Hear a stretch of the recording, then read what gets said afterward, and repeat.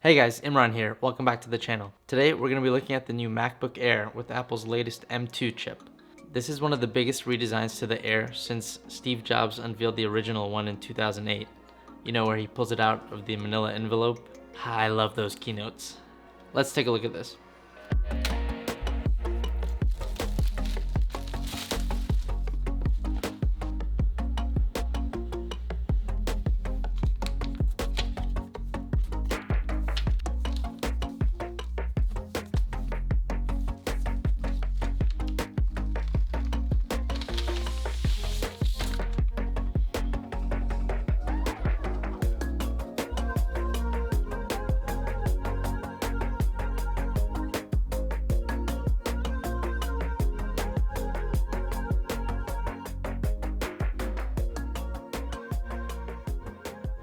This thing is really nice and thin. It's the first time we've had a uniform design since the MacBook Air was announced, I think. It's always been that wedge shape. Really just awesome design. I really like the new design direction Apple has gone with their new laptops, just being kind of like a flat slab. Now, even though I'm keeping my 14-inch MacBook Pro, I will say that the MacBook Air lightness is pretty nice. As far as ports, we get two Thunderbolt ports. These are Thunderbolt 3, I believe, MagSafe, and a headphone jack. They color matched the power cable this time, so if you got space gray or midnight, your MagSafe charger would be the same color. So the new MacBook Air gives us a redesign, the M2 chip, a better speaker system with spatial audio, an upgraded camera, and we get a slightly larger display at 13.6 inches versus 13.3, and a slightly brighter display as well. And we still get the awesome 18 hours of battery life in this laptop. I've got the previous generation M1 MacBook Air over here, and let's do a comparison of the size and weight and see how it compares to the new M2 version. So the thickness of the original version at its largest point is slightly larger than the new one. So I would say in terms of thickness, they're about the same. There's really hardly a difference there. And in terms of weight, I don't really think I can tell a difference at all between these two. I think the new one's supposed to be slightly lighter, but it's very hard to tell unless you were to put these on a scale. In terms of weight and size, I would say the differences between the two are negligible. It's minuscule differences that aren't going to make a difference when you're actually carrying this around.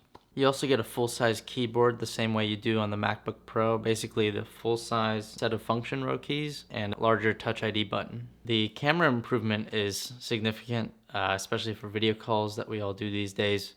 Now, having these side by side, looking at the screen, I can tell you the screen difference is probably the biggest difference here. I really did feel that the older MacBook Airs felt a little bit small in the screen.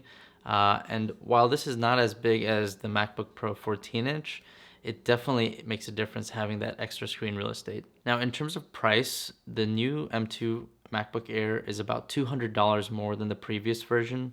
But for $200 extra, you get a new design, better camera, better speakers, better screen, and I would say that's worth it.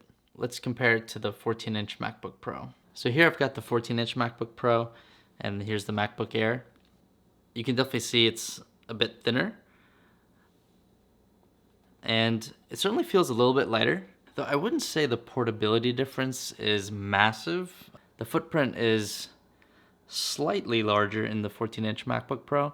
The MacBook Air definitely feels lighter than the MacBook Pro here, but in terms of their footprint, it's not a massive difference, and I wouldn't say portability would be a reason to go with one over the other if that is a consideration for you. Now, the deal breakers here are going to be if you need support for multiple displays, the M2 chip just doesn't have it. The main reasons to choose a MacBook Pro are things like support for multiple displays, more powerful processor, more ports, and a larger screen size. And that's when you might look at the 14-inch MacBook Pro. But if you're looking at documents, web browsing, email, and just need to get on some Zoom calls, the MacBook Air is a great option. Now, if you're just looking to get the cheapest Apple laptop possible, the M1 MacBook Air is still great. But if you can just spend an extra $200 and get the redesigned MacBook Air M2 version, I would say it's well worth the upgrade.